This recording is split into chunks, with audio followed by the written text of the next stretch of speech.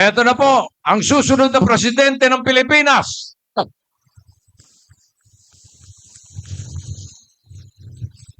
Mayor Vico Soto.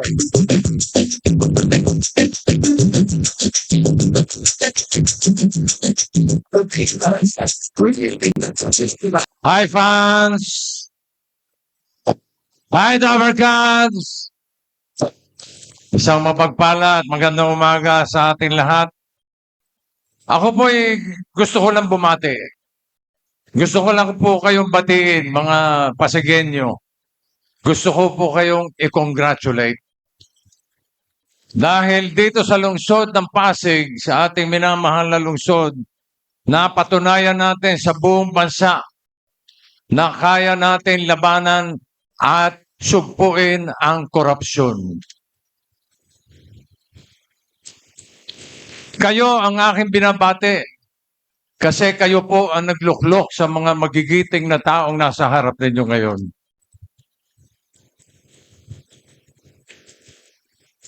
Kaya sa darating na Mayo, huwag na tayong bumalik sa makalumang style ng politika. Style na bulok. Politikang may panunuhol. Politikang may pananakot. Politikang puro kasinungalingan. Dito na po tayo sa makabagong politika dito sa Pasig. Sa katunayan, marami nang naiinggit sa lungsod ng Pasig. Ang dami ko nakausap. Boss, sana sa Pasig ako nakatira. Next year, lilipat na ako ng Pasig. Dahil maganda ang takbo ng gobyerno ng Pasig.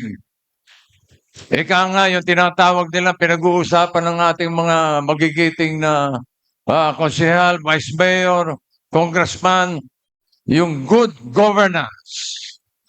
Ano po ba yung good governance? Papaliwanag ko po sa inyo.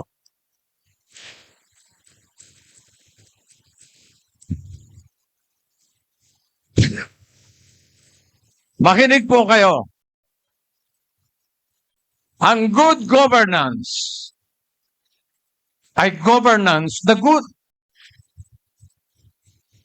Pero kulang. Dito sa Pasig, hindi lang good governance. Gusto kong dagdagan ito. Very, very good governance. Kaya mag-ingat po tayo.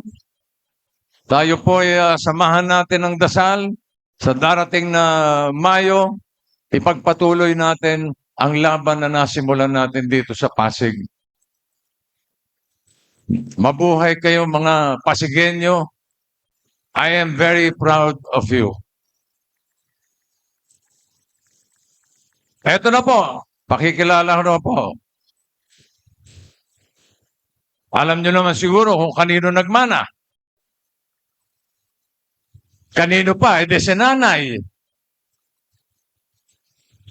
Eto na po, ang susunod na presidente ng Pilipinas.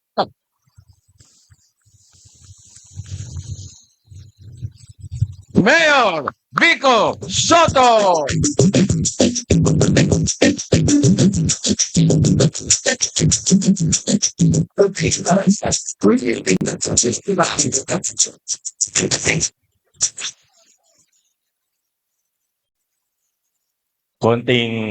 Konting katahimikan lang po. Konting katahimikan lang po. Relax lang po kayo. Relax lang po, relax lang po.